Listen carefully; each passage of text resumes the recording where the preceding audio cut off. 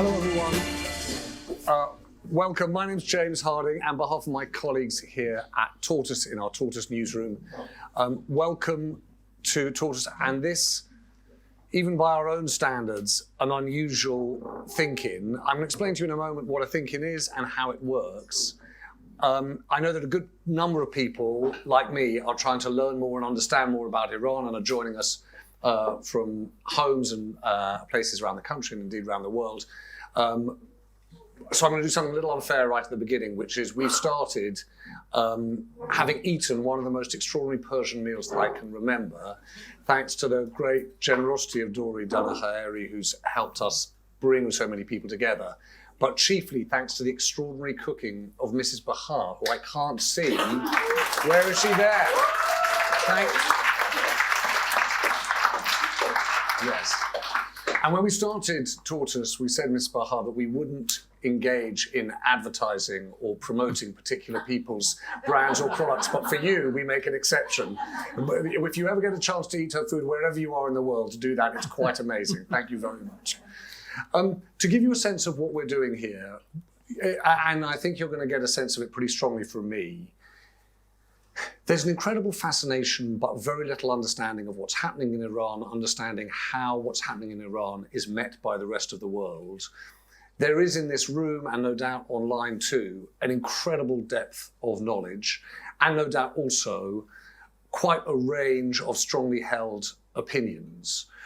We chose to do this evening and have two ThinkIns back to back, one trying to understand what's happening inside Iran, the next hosted by my colleague and fellow editor here, Giles Whittell, on how the West meets what's happening in Iran, really prompted by, as I say, Dori and also Nazanin Ansari from Khayan, who came here a few months ago and asked us a question, which was, why is it that the protests following the killing of Mahsa Amini have not been met with the same kind of both kind of public fury and media attention that you might expect them to be met by? Why have they not been met by, if you like, a modern anti-apartheid movement where there is a kind of public engagement?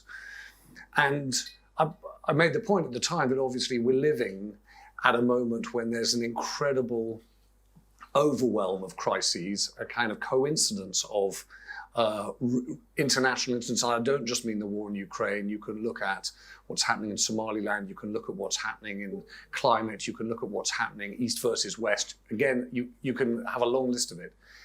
But that doesn't, I think, quite explain it. I think there's something else that's particular to Iran, which is how difficult it is to try and understand what's really happening there. And so we thought, let's get together in a room with a group of people who really know what they're talking about, or who as journalists, it's their job to try and understand what's really happening, and bring people together driven by the thing that really drives, I think, journalists, politicians, campaigners. One is food and the other is curiosity. So we've done the food and now comes the curiosity. I hope that if you've not been to a Tortoise ThinkIn before, it will come pretty naturally, I suspect, to this crowd. The idea is that it's not a panel discussion. It's not like, sages on the stage telling you what's going on. We're going to bring the lights up pretty shortly and make sure the whole room is engaged and people online engaged. What we'd really love to do in the course of this evening is, one, learn, find out what's really happening. So if you've got anecdotes or stories or insights that you think are worth sharing, please do. As you'll see, there are quite a few people here, so please do, and do it succinctly. And the second thing is, we'd love to put people together. We'd love people to meet each other, come across each other, and come away with, oh, that's an idea, or that's a story that's worth pursuing, or that's a point of interest. And so we hope that there's enough time in the course of the conversations to meet in terms of stories, but afterwards also to meet in person. And the good news is that if everyone behaves well, and if we do what we're told here in the course of this ThinkIn and the next one, Mrs. Bahar's pistachio cake awaits us all. So that is the prize. The one thing I'd ask is, please, lots of people will know each other here, and lots of people won't know each other, so please don't take offence if I say, excuse me, who are you? Could you introduce yourselves? And I'm going to try and make sure that we hear from people online. So if I interrupt you, it's because I want to make sure we bring in people who are not lucky enough to be with us here in the room. I'm not an expert in Iran. I realise there are a great number of people in this room who are. So if I ask you to explain, I want to make sure that we can all understand what's going on. We're going to start in an unconventional way too. Pura Nazemi, who came out of prison, I think, just before the end of last year, December 2022, the writer and activist who many of you will know and some people won't, was good enough to record for us an account of how she sees things. And I'm just going to start with that video before opening up to a conversation and come to you, Dr. Ali.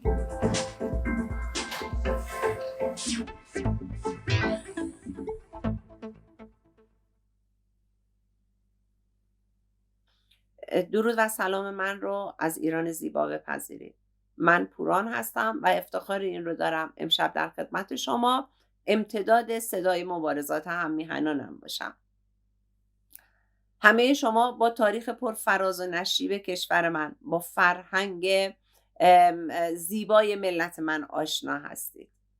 همه میدونید که 43 ساله ملت من با حکومتی خودکامه در حال مبارزه هستند.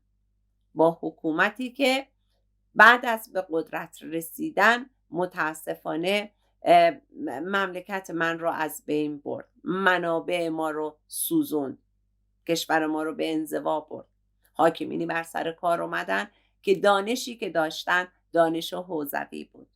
با این دانش ریاست دادگاه گرفتن، ریاست دانشگاه رو گرفتن، در علوم مهندسی و پزشکی دخالت کردن، احکام شرعی 1500 سال پیش رو مبنای سیاست و حکومتشون قرار دادن.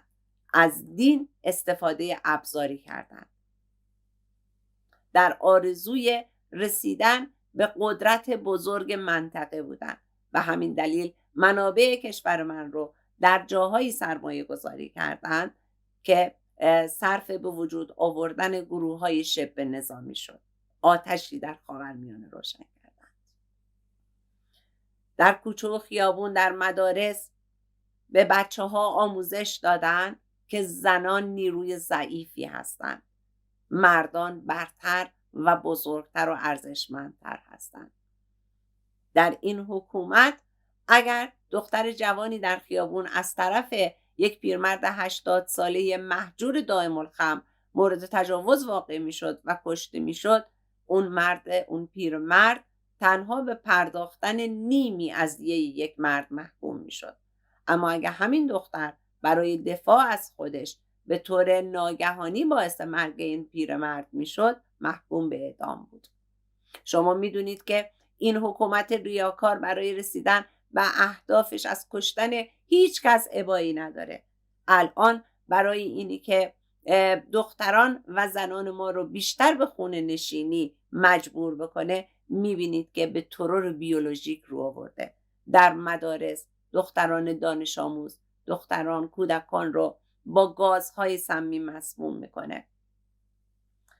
من در عجبم از سیاستمدارانی که هفته گذشته به جای این که وزیر امور خارجه این حاکمیت رو تحریم بکنن، از اون دعوت میکنن که در مجامع حقوق بشری شرکت کنه.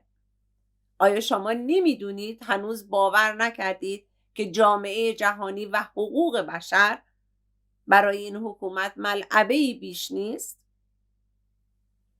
آیا واقعاً توهینی که به شما شد وقتی که وزیر امور خارجه ایستاد و با وقاحت تمام و بدون شرط جلوی شما دروغ گفت و گفت هیچ کشته‌ای در طول مبارزات چند ماه اخیر نبوده، چرا هیچ کس صداش در نیامد؟ چرا هیچ کس اعتراضی نکرد؟ من نمیدونم اگر در سالهای آینده بچه‌های شما از شما بپرسن آیا کیان کوچک، مخترع کوچکی که بود، آیا نیکا و سارینا به چه گناهی کشته شدن؟ آیا وقتی پویا بختیاری خونش به زمین ریخت و پدر و مادرش به جرم دادخواهی به زندان رفتن، شما چه واکنشی نشون دادید؟ چه جوابی میخواییم به بچه هاتون بدید؟ آیا حق دارن بگن آیا دموکراسی و حقوق بشر برای شما هم یک فریب بود؟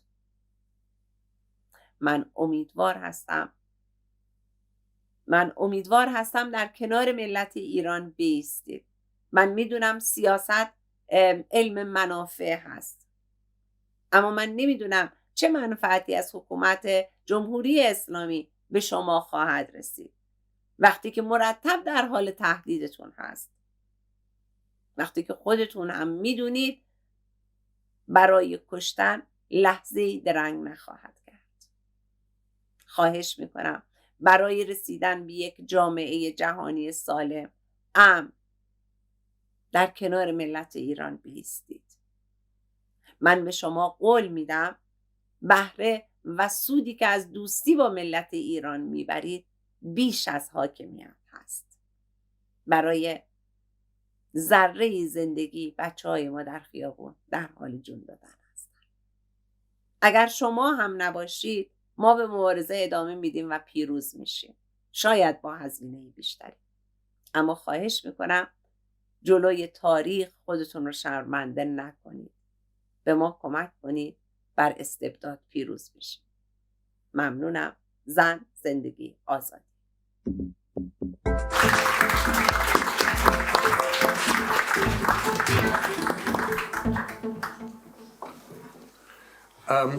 I'm joined by Dr. Shahriar Ahi, and I'm joined by many others in the room and online. In a moment, I'm going to come if I might to Nazin Afshin John. But Dr. Ahi, have we got the wrong title for this whole event? We'd say Iran, a new revolution. Was that a more realistic prospect 6-8 weeks ago? Are the signs in Iran that actually the momentum around protests is waning, that it's not as clear that something is building, that a change is coming? I don't think so. I don't think revolutions go on a constant linear thing. They go ups and downs. They have several stages. If you compare the March Revolution or February Revolution, actually the way we say it, with the October Revolution in Russia, you see how many things happen. Even in the religious revolution 44 years ago, you had these ups and downs. You had periods of 4 months, nothing happening. No, I think this revolution is real and it'll continue until it succeeds. It's inevitable. Maybe the best way to put this is to ask sort of a 115-year-old question. 115 years ago, Iran had a constitutional revolution. Truly democratic. Times of London, 1914, said British parliamentarians, headline, British parliamentarians should learn democratic practice from Iranian parliamentarians.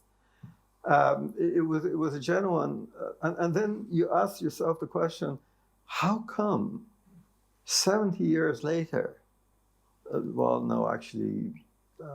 maybe 55 years later, you go back 400 years and you have a religious revolution that you haven't seen for 400 years.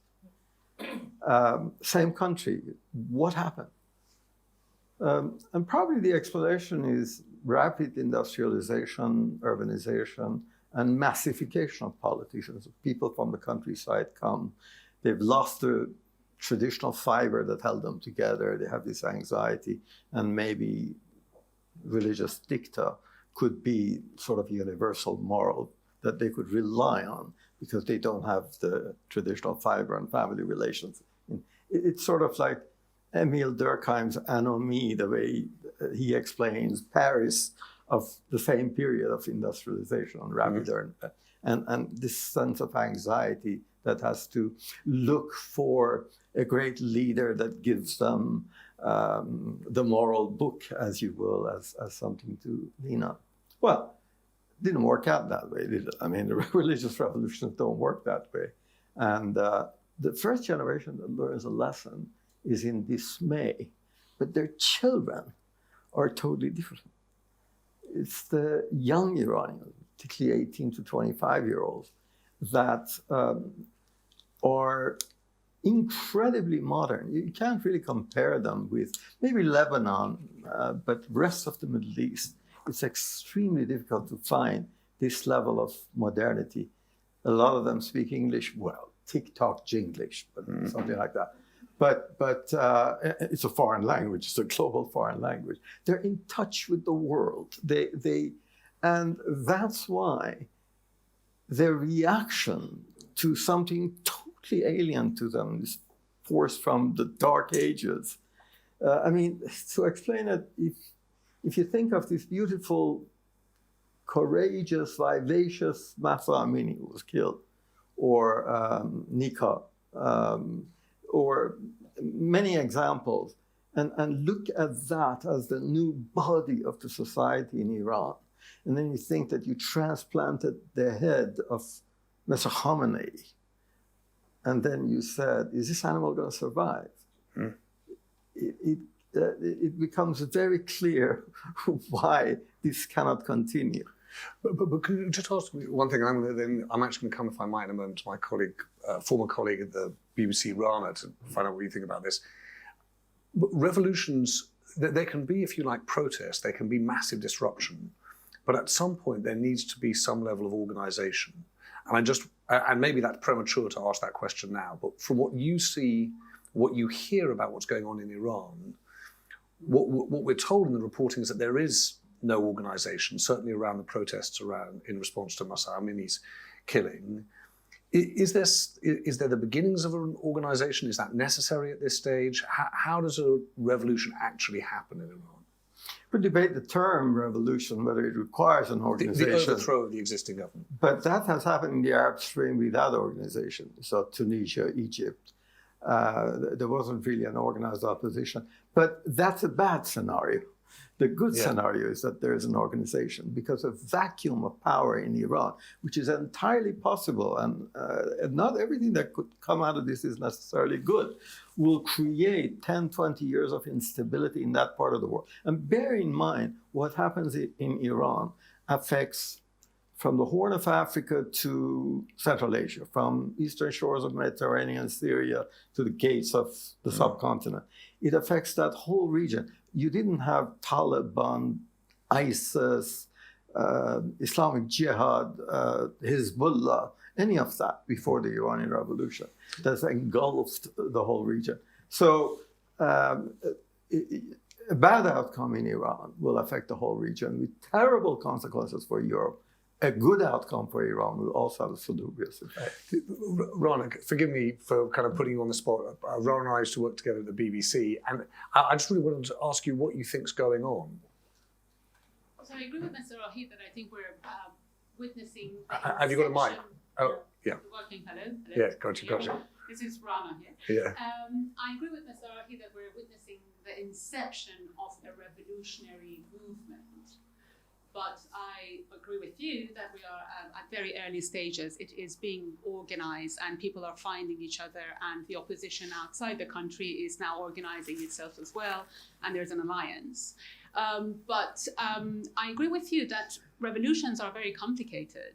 On one hand, we have the Iranian regime, and we have to remember that 18 million Iranians voted for hardline President Raisi. So it does have support within the country. It has Russia. It is defying UN sanctions. It's selling killer drones to Russia, so it can be used in Ukraine. And the clock is ticking when it comes to building a nuclear bomb. We now know that Iran has enriched uranium up to 84%. Last week, we had US officials that warned that Iran might be able to reach the 90% enrichment, which is only 12 days. So we're only 12 days from Iran having the capability of building a nuclear bomb. So we have to think about the vicious alliance of Russia, China, Iran, and the possibility of Iran becoming nuclear. And on the other hand, we have an opposition that is going around Europe and asking for support from Europe, but it's not getting the support that it's asking for. And there is reluctance on Europe's behalf because they are worried Iran being nuclear, they're worried about instability in Iran and a wave of migrants arriving on the shores of Europe, understandably. So I think that, yes, we can be hopeful, but it is going to be very complicated. I have a question for Mr. Rahi, that how do you think that we can tackle the Iranian regime when the protest movement can organize itself well enough that we can call it a revolution? Rana, there's nothing I can say you don't know already. I listen to you. What you talk, we'll learn. You go. I listen. But in one word, at the risk of reductionism, it's all got to do with what happens to the Revolutionary Guards. Mm-hmm. This is the world's biggest network of human trafficking, money laundering, drug trafficking, connection of local crime networks from Malaysia to Venezuela. And it's a spine that connects everything together. And I don't want to dramatize this, but the Revolutionary Guards were very close to the Dvornikovs in Syria. They learned how to destroy cities. And they're doing this in Ukraine right now.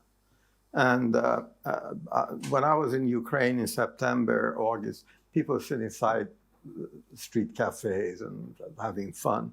And in November, it's a totally dead city, destroyed partly with cold, without electricity, thanks to the drones from Iran. Because Dvornikov and the Revolutionary Guards work side by side, they know each other very well. They reversed roles. It was Russia was the air force, Iran was the ground forces in Syria. Now in Ukraine, they have the drones and the Russians have the ground forces. Why does that matter? To us here, the projected world growth, economic growth for 2023 was about 4.9% before Ukraine. It's about 2.9 now. There's a 2% difference. That's $2 trillion. That's more than the total public expenditure of the world to fight disease, hunger, illiteracy, and including NFT, nuclear arms, that sort of thing. That's 1 year. So Iran has managed to cost all of us. And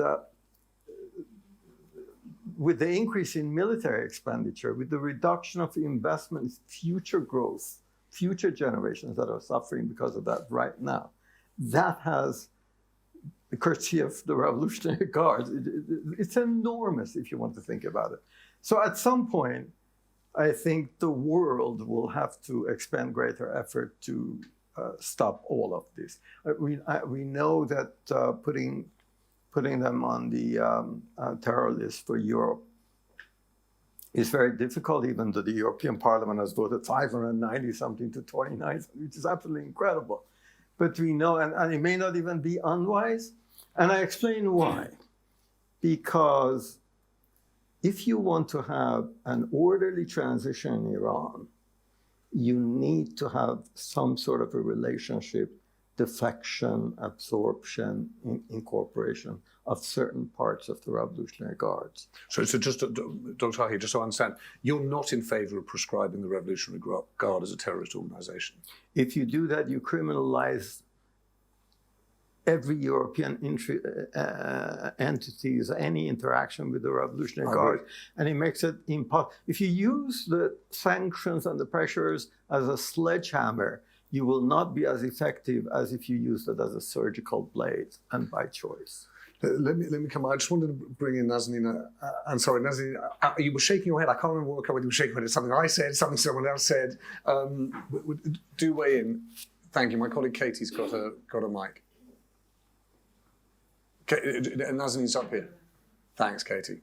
Oh, thank you, Lily. Thank you. Hi. Just whether this is a revolution or protest, certainly it's a revolution because many things have changed. It's the first time that women are actually, since the constitutional revolution, have taken the lead. It's a revolution because it has really connected those inside Iran with those outside. You ask whether there is an entity, where's an alternative, where there's an organization. All you need to do is follow the events in Iran itself and see how the slogans, the demonstrations, the organization and the plannings are done logically and with a correct strategy. Now, who are they? Why should they show their face? But we see their footprints. And it's the first time that we see, thanks to internet, those who are inside, each person that is inside has a representative outside or is engaged with groups outside. And even we see on the political front, we see a crystallization and working of various political groups together. So you do see a movement. This is not like, I would agree with Rana if it was 2015, if it was 2017, even 2019. 2022, 23 is very different. So Nazanin, forgive me, because for a lot of us who don't have those kind of direct contacts, the thing that's confusing is that after September, there felt as though, and you were seeing pictures of these spontaneous protests in the streets, and then, certainly since the start of the year, you've either been seeing fewer pictures, it may just be that fewer made it into the media, or there's been a narrative that actually Ayatollah Khamenei has come out more, there's been the release of prisoners, even with rising food prices and inflation at whatever it is, near 50%, it hasn't seemed to have had the momentum that, just going back to the Arab Spring, it just kept on having. And so I wonder whether or not it's, as Dr. Ahi describes, they're kind of, peaks and troughs, or whether or not you think there is something that's fundamentally shifted. You look at winter and you see everything, no branches on trees, nothing. But that doesn't mean the seeds under the earth are not growing. Certainly, if you follow events in Iranian Kurdistan in the area and Baluchistan, you will see protests, and there are protests. It's just that, we've been following the protests from 2015, 2017, the civil protests and how they have changed, that they became streetwise. But a revolution, and that's what I'm saying, that it is inside and outside, where you see a lull inside. Their representatives outside are taking the banner and moving to the European capitals. And also there was a meeting at Georgetown, they were what Rano is referring to, they are some faces of the opposition, but they are not the entire opposition. And what they're working on at the moment is just to bring about for a transition period. Now, thank you. Potkan Azama from Manoto TV. I used to work with Martin Fletcher with the Times as well when you were the foreign editor, John, as well. Look, I do agree that revolutions come in waves, and there was a lull period during the 1979 revolution in Iran, and it doesn't mean that the revolution has stopped. But let's be honest, we are at a lull at the moment. The movement, the protest movement in Iran has subsided. And you don't have to be too complicated for the answer. It's quite simple. There's two good reasons. One is the level of repression, which is horrendous. And two is that the protest movement hasn't managed to gain any concessions from the government. If you don't gain any concessions, then you lose your self-confidence, you're not motivated to carry on. And naturally, you sort of come to a point saying, well, what's the point? We just can't get any concession. I think we have to be realistic and realize that we are at a lull period, but it doesn't mean that it's the end of it. Thank you. I'm going to. Dr. Ahi, it comes in a moment. There's someone in the back who I can't see, but would love to hear from. Then I'm going to come to you, and then I'm going to come. I hope that Nazanin Afshin-Jam is on the line. I'm going to come to her in a moment. Yes. Hi, everyone. My name is Negin. I used to work for BBC Persian. Now I'm a political activist. My question is more relevant to 8th of March and what's happening. So we know the first call to action to protest in Kurdistan on Wednesday after Gina's death, and as well as the first call to protest in Tehran was done by the feminist activists on the ground. And that's why we are seeing what's happening today. The women's movement, the grassroots level women's movement that exists inside Iran was the biggest drive for what we are seeing today. But what I've been seeing in the last 6 months is that movement don't have proper representation, especially in the diaspora. We do have female figures who are talking, sitting on the Georgetown, panel or here and there. But the movement, the grassroots level movement inside Iran don't feel that they have the proper representation outside Iran. And I think that has a massive effect. Right now, there are different press conferences happening all across the planet by the feminist activists. And their main concern is that the diaspora, or the basic, the general narrative that exists at the moment, it ignores the women's right, which was at the heart of this movement. And I just want to ask why this is happening, why these groups are feeling left out, and what's the solution for it?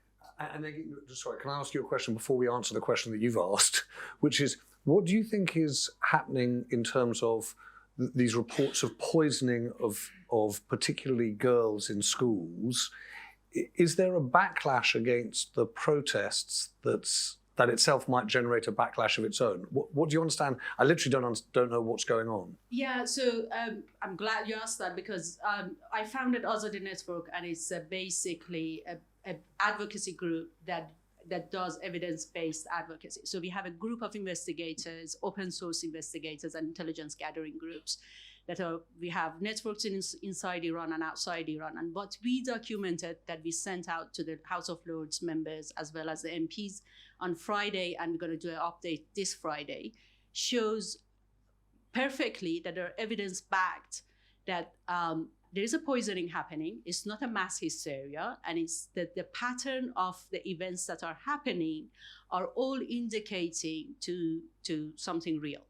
When you look back into what happened before that and the reactions up to date we have, today the Home Secretary of Iran, the Wazir Keshvar, came out and talked about that there are some غیر معاند people, which is basically saying there are non-enemies actors who've been arrested, and they acted during this poisoning in a sense that they've been involved in the poisoning and they didn't have malicious, feeling or intentions. They're okay, and we're going to give them.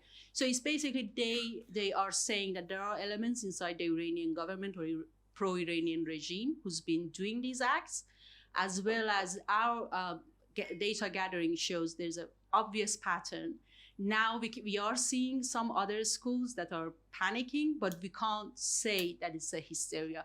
It's basically there are evidence supporting that. And we are also gathering samples from inside Iran, but that's not enough because it's a gas, it's a solid form that turns to gas. So it's really difficult to test it unless there are independent investigators inside Iran who can react instantly and get a proper samples. But what's happening, hopefully, in the next months would be we have enough samples outside Iran that can give us a better indication of what's happening inside. But Nick, thank you. I know that I'm going to come to you, Nick, in a moment. I don't know whether Nazanin Jam is there. Yes, you are. Nazanin, thank you for joining us. I don't know how much you've been able to hear of the conversation. I've heard everything. Terrific. What do you make of it? Well, thank you, first of all, Tortoise and Kayhan London, for including me in this thoughtful discussion. I wish I could be there among all of you. I just want to jump in right away and say this is absolutely a revolution. It's a first female-led revolution of its kind. And yes, it started out with protests against killing Mahsa Amini and grew to include being against mandatory hijab, and then grew to women's rights in general. But this has turned into a full-fledged revolution.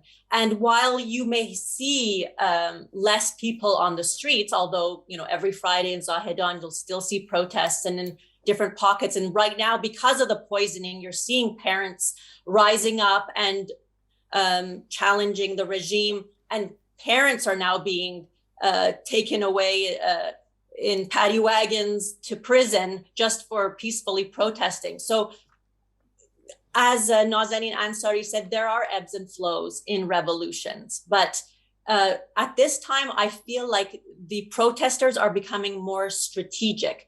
They're not necessarily on the streets, but the embers are burning underneath. And there are more and more communication with those on the inside of Iran, with those on the outside. And this is leaderless inside Iran, but there are leaders, there are street leaders, organizing. We don't identify them because, of course, it would be way too dangerous to expose them, but they are in communication with the outside. And on the outside, a lot is happening in terms of organization. So there's the quote unquote Georgetown figureheads that people have referenced: Reza Pahlavi, Masih Alinejad, Hamid Esmailian, Nazanin Bunyadi, Nobel Peace Prize laureate Shirin Ebadi, Abdullah Muhtadi, who represents the Kurds. They are figureheads that represent a certain network of people. But there are also political parties, diaspora political parties, who are getting together. In fact, March 26th in Toronto, there's going to be a gathering of those political parties, political thought leaders, and other activists gathering. And then there's a whole other segment of what I call the technocrats. There's ad hoc groups that have formed, and they are kind of the experts that I think will be able to provide the reports and the one-pagers and what have you to some of these political leaders who will be meeting with those on the outside of Iran. So a lot is happening. Maybe it's not as evident to those who are not in, but definitely you're starting to see more and more. And tomorrow for International Women's, there's a big campaign being launched to end gendered apartheid in Iran, because that's what we really want to focus on. We want to make this into such a big campaign like we did to end the racial apartheid in South Africa. We want to do it the same for Iran. And we count on you, the media, to be able to be that voice and that lifeline. Because without you, we won't be able to shape policy through politicians and just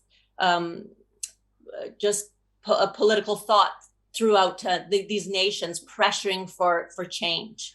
And Nazanin, forgive me, we don't know each other, so forgive me for being sort of direct online. What do you say to people who say, actually, the feminist-led revolution you describe might find more following, might find more supporters outside Iran than within it? That actually the real issue is who are going to be the people, the working people in Iran who will change their government, and they may not be led by those people protesting the murder of Mahsa Amini.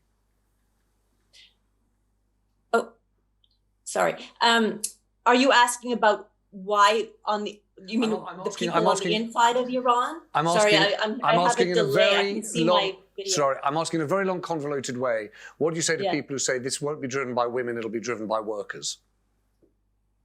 It'll be driven by women. It'll be driven by workers. It'll be driven by teachers' unions. It'll be driven by human rights defenders who are in jails and the lawyers representing them. It'll be led by environmental activists and animal activists, because this regime has affected every cohort of the nation. So what you're seeing, this revolution is 44 years of repression spilling out of the streets from all these different areas.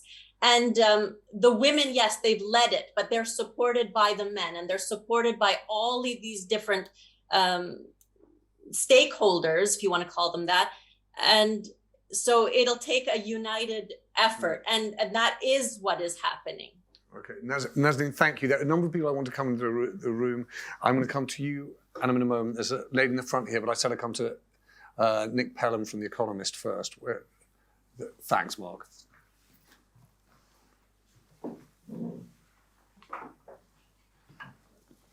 Thank you. It's been a fascinating discussion. I thought Shahriar's intervention that the IRGC has a role going forward absolutely fascinating. How much daylight at the moment do you see between the office of the Supreme Leader and the IRGC? What sort of role do you see the IRGC playing in the future, and how do you think that's going to be accepted on the street? I think that's the key question. Every revolution has two sides. It's not just what the protesters do, but what the other guy does. The Islamic Revolution succeeded when the Shah came and said, "I've heard you." and took a step back. Protests, the pictures you see in newspapers are lagging indicators, to use a stock market parallel.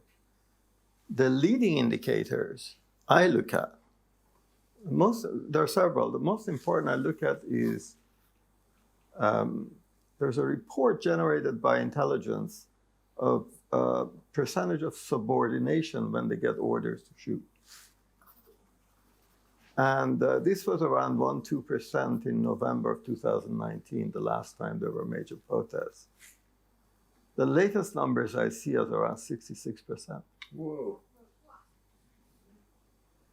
I think the most important event that's happened since the beginning of this new wave of revolution is Khomeini's chosen prime minister, Mr. Mousavi, a staunch defender of the Islamic Republic, who until recently said what he wanted was the execution by the letter of the Islamic Constitution, is now saying, I've had it over, it's done. This regime doesn't have the capability. Let's have a free and fair election to write a new constitution. The Mousavi side of the Islamic Republic, that includes many of the founding fathers and founders of the Islamic Republic, have quite an influence in the Revolutionary Guards as well. That is where you hear the bones cracking. The Revolutionary Guards have 3 verticals and 2 horizontals. There's a side of them that manages complex weapon systems, advanced management courses. They're like the regular military. So their values are nationalism, meritocracy, order, like the regular military. There's a side of it which has gone into business. That's the corrupt side of the revolution.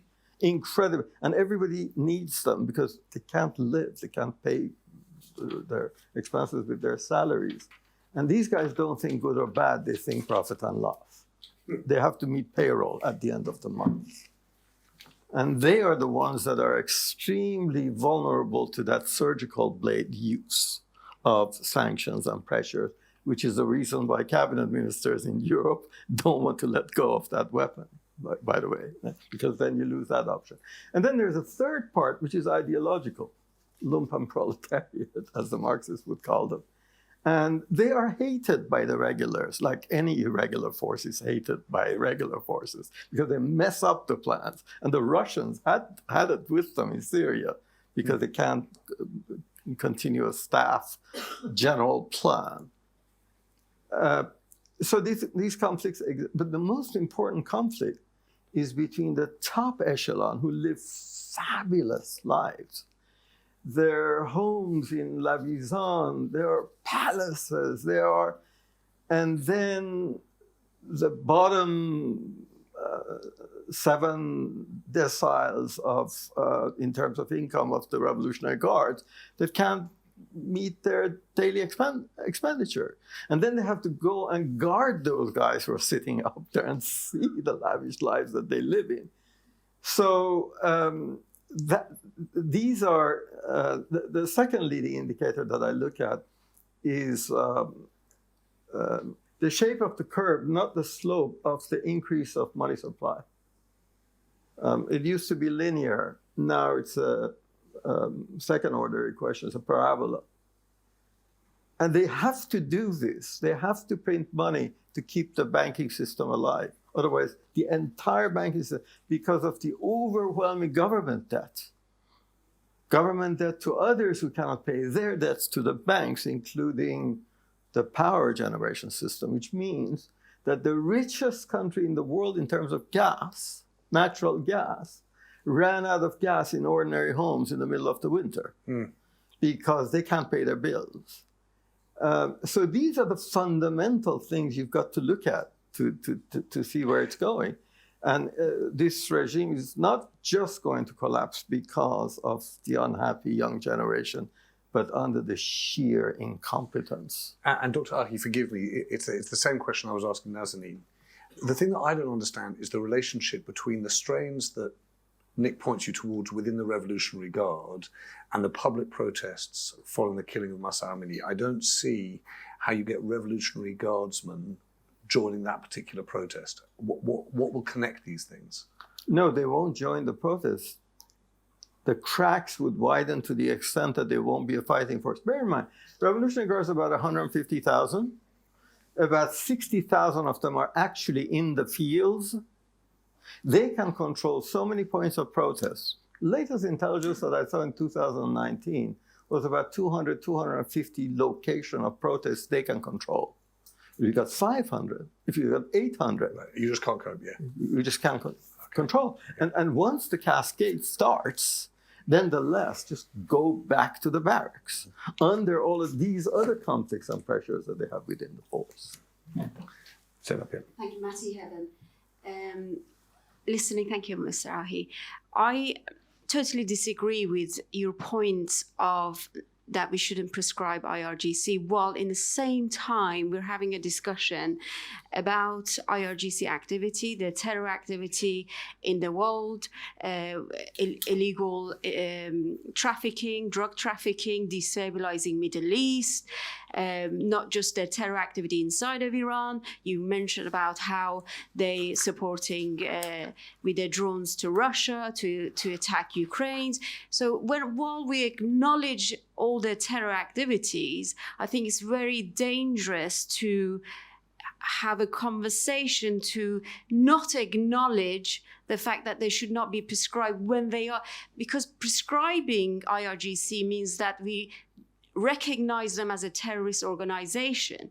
By not doing that, you give legitimacy for their existence as they are. And that's something that we need to be very, very careful when we're moving forward, when we're talking about Iran revolution, and we acknowledge there's a revolution and people are calling for the revolution. But for us to sit outside of Iran and acknowledge IRGC not to be prescribed is a dangerous conversation. Thank you. Matty, thank you. I'm going to come to you in one moment. I'm just going to come to Adam at the back, then I'll come to you, sir. Yes. Adam. Yes, please. I was going to ask, what do you expect from the West? Hold the mic up, Adam, so I can't hear you. Sorry, is that Yeah, better? Got it, yeah. What do you expect from the West? It's Adam Bailey from Iran International Television. What do you expect, or what would you like to see from the West to do? I mean, we over here get an awful lot of support from politicians and sympathy about the unrest in Iran. What more would you like to see? And what impact could the West make upon events in Iran? Adam, before I get Dr. Ali to respond, I'm sure this gentleman here, and then we're going to take all these points together. So. Thank you. Nanda Baghali as the university lecturer and environmentalist, actually. I noticed that environment was mentioned a few times. I just wanted to bring that up, that one of the biggest challenges that we have in Iran today is the environmental disaster, environmental crisis that the regime has created over the last 44 years. And if we don't address that quite urgently in a free Iran, there will be one of probably the biggest mass migration of people from different parts of Iran to other parts of Middle East and to Europe as well. We are already seeing, hundreds of villages and little towns in Baluchistan and other parts of Iran, dry parts of Iran, becoming ghost towns, ghost villages because of the lack of water. So environment is really something that before we know anything else can capitulate the whole thing, and the regime cannot cope with it at the moment, and it urgently requires to be addressed, actually. Thank you. No, thank you. Doctor, do you want to just come back on those points, particularly Matty's point and the West point, and there are 2 points here. I'll come back to you, sir, in a moment, and there's a gentleman just at the back. Thanks, Katie. Sure. Matty, I really appreciate the sentiment. I mean, sentimentally, I'm with you. It's a terrible, terrible thing, and we've got to fight it. But I think that by the designation, you lose the most important weapon you can use for fighting the Revolutionary Guards, which is sowing the seed of mistrust and division amongst them. I listen to, there's a privileged conversation Stratcom of NATO has in Riga. Sometimes you can listen to these conversations and listen to the divisions within them.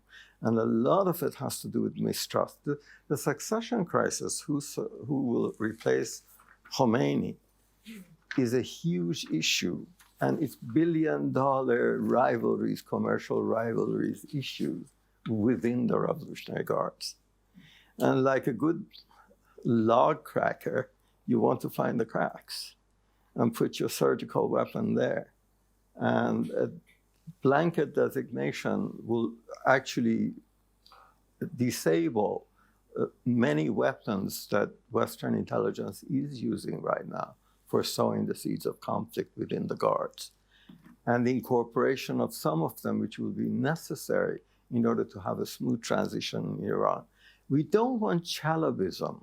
We don't want a total destruction of everything which is in Iran, because then reconstruction becomes much more difficult, restoration of order. You know, a revolution doesn't succeed only because the regime goes. It also succeeds because it can establish a new order. And that requires some infrastructure. So these are all the considerations that come into it on what the West should do. I should just say that the second conversation will be led by my colleague Giles, will focus on this. So, yeah. On what the West should do, I think the biggest problem in looking at Western policy, particularly the US policy, from inside Iran, is that it's been all stick and no carrot. And the carrot is to say that if you do the following things, I was a co-founder of the Baltic Fund Reconstruction of the Baltic States, and there were 5 principles that we said once you have it, investment, reconstruction by the West in the Baltic states starts. And you can actually start an Iran reconstruction fund predicated on the condition, essentially it means that the regime is gone, but you have transparency, you have budget transparency, you have fair dispute resolution. You don't arrest every foreigner who's there and bargain them as hostages. And these are the things that are going to happen. This is how we can reconstruct Iran. Hope is what is stopping the gray masses of the population from joining youthful protesters. Hope. What happens afterwards? You can't force a horse to jump in darkness. You know, what is the light? What's going to happen after? And the West can really play a role in saying the equivalent of the Russia fund, of the Czech fund, of whatever. These are the things that we can do. These protests are driven not only by frustration and anger. That's the stuff of fascism. I mean, terrible things could happen if it's just anger and frustration. But it should also be driven by hope. And that hope could be made concrete and visible by the West. That's the most important thing the West can do. Terrific, thank you. Roxanne, did you want to go? Then I'll come to you, sir. Yeah. Thank you very much. First of all, I have to say I agree with a great deal of what you say, Dr. Hahi. I think there's a... Roxanne, will you just introduce yourself? Yeah. No, I'm Roxanne Forman-Formayon. I teach at the University of Cambridge. And I think that there is a fairy tale in Iran that might be quite useful for us to remember, and that is many of you will know this, of the blind men and the elephant, and that each one of them feels a different part of the elephant. The tails, he says, this is an animal that is all about rope. And the other feels the ears, and he says, no, it's a big flapping animal. And I feel as though each one of the things that have been mentioned and that we are all individually involved with separately are part of a much bigger thing that is happening right now in Iran. We are seeing, I was in Moscow at the time of the fall of the Soviet Union. It was a similar type of thing, although as different as you could get. It was a period of complete stasis and huge cracks, but they were happening simultaneously. And this is what I think we are seeing in Iran. The women's demonstration is absolutely important, but it is not the only thing that is happening in Iran. What is happening with the Revolutionary Guard is very important, and that is the largest force we see in Iran at the moment. I was just today part of a discussion where a new study has come out saying the majority of people in parliament, the majority of people in the elite that are running that country are Revolutionary Guards, and they have the majority of them experience in the Iran-Iraq war. That is their credibility. That is the Iran that has been part of what they are running.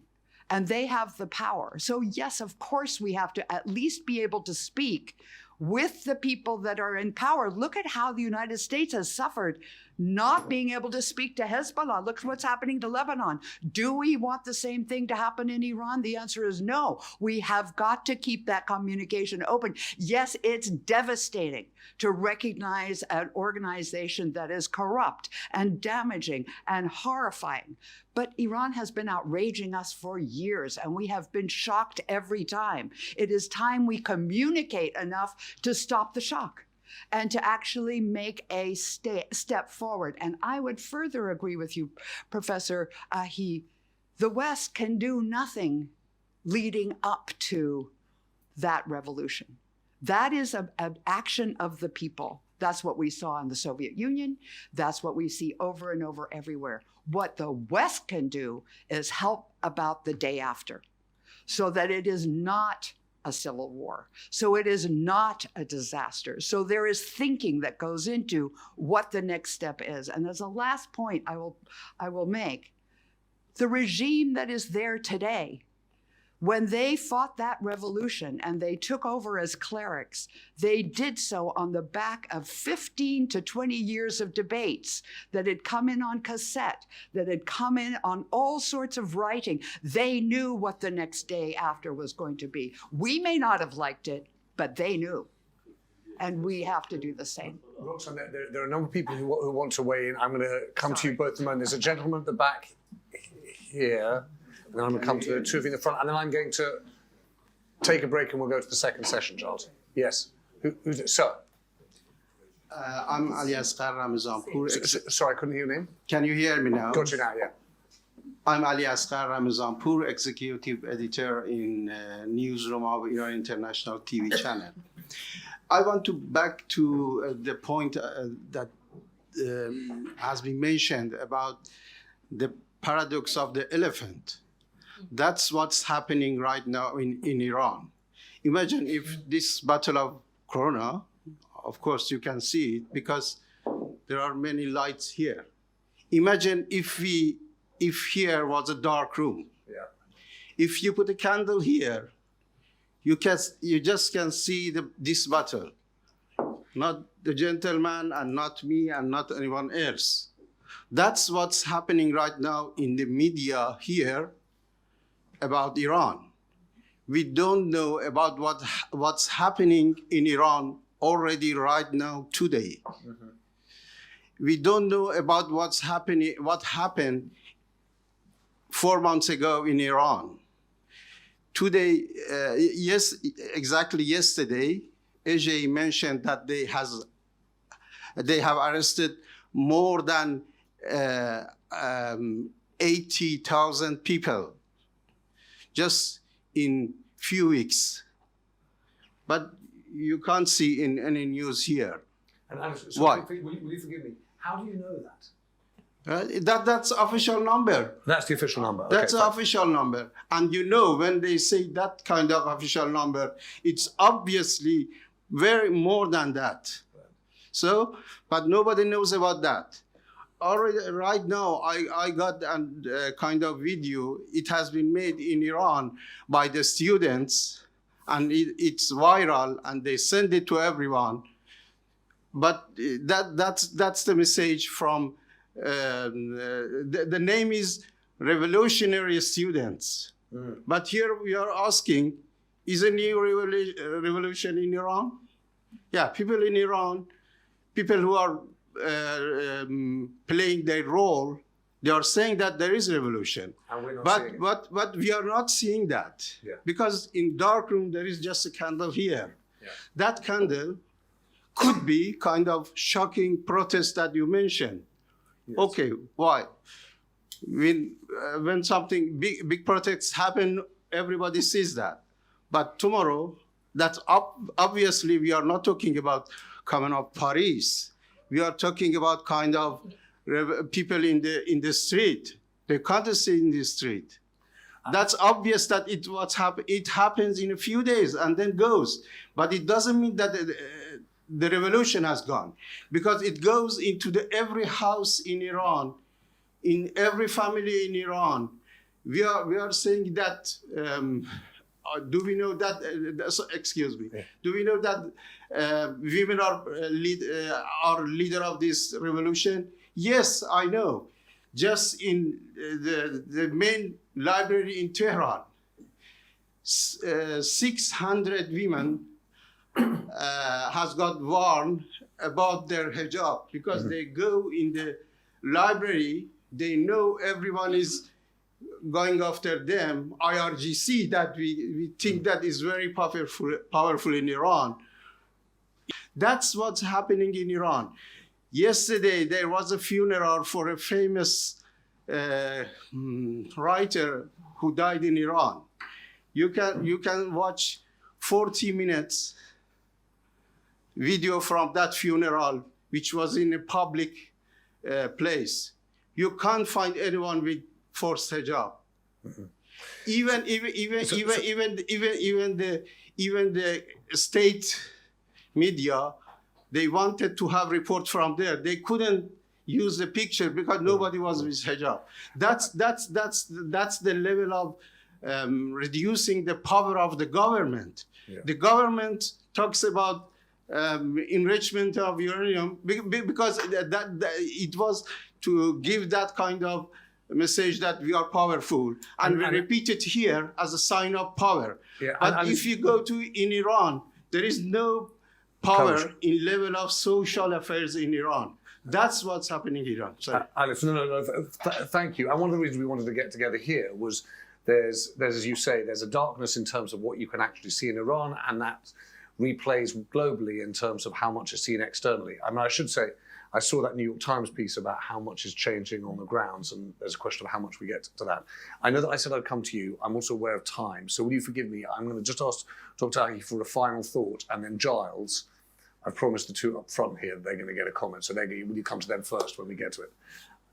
Dr. Aki, what's your final thought? My quick thought is, I think there's a revolution in Iran because it's undergirded by a cultural revolution that's already taken place. There's a feeling in this generation that's not going to be repressed by septuagenarian, octogenarian minds from the Dark Ages. They will not be repressed. Second thing about there not being a leadership, maybe post-communication revolution, there's a new kind of leadership that we don't see. In a country of 84 million, in all corners of the country, there are people using the same slogans. They're supporting each other. There's a network with a culture of women. It's very strong. It's more feminist than just the presence of women. The fact of this kind of decentralized movement, mutually supportive, in itself is feminine in this revolution. And you'd be surprised, this sort of phenomenon doesn't happen without decentralized leadership, but this leadership is trained. They played these games, hide and seek against the Revolutionary Guards, 100 times. If you watch the games they played, many have become millionaires on penny betting in these electronic games that they play. Some of the bad guys look really like Yagana Vichy of the plainclothes and special forces in Iran. And at times, in these decentralized games, there were 1,000 people young people simultaneously playing these games. They're trained in it. This sort of thing doesn't happen. Maybe we need a revolution in politics because we've had a revolution in communication and understand new forms of leadership, which is proving this intersectionality that we see there, transformational in Western countries. This revolution is more modern than intersectional movements in the West because they've had it so much with the dark forces that they've become super modern as a reaction. This phenomenon is alive and will reach its own conclusion. Okay, thank you. Thank you. Just one second. Okay. About the question about the West. We're about to come to that. So just because you mentioned it, because what people in Iran are saying, they don't want West to do anything. What they want is the West not doing what they are doing already. Stop what you are doing already. Stop that. You don't need to do anything. I'm excited. I'm just excited about the fact we're going to have nearly an hour to discuss exactly that question. So let's make sure that we do that. I wanted to say thank you to everyone who's spoken. For those, so when I was a kid, my parents took me to an English church where we did brass rubbing. You had to put a piece of paper on the thing, and then you do the brass rubbing, and I thought it was really boring. And ever since then, I've thought actually that's the best bit of journalism, when you do brass rubbing and slowly the image comes clear, and a bit like your elephant, Roxanne, you're like, oh yeah, I begin to see the shape of this thing. And having this conversation just here and hearing a bit there and a bit, I can't say that I've got the whole elephant, but I've got some real pieces of the elephant. And so thank you very much for that. The good news is everyone's behaved very well, and we are going to get our pistachio cake. So we're going to take a 5-minute break, get some pistachio cake, do take a breather, stretch your legs, and then we're coming back. Giles Rattel is going to do what the West will do. Thank you very much, Dr. Ari. Thanks for watching that video. There's plenty more over on our channel, so just click here to subscribe.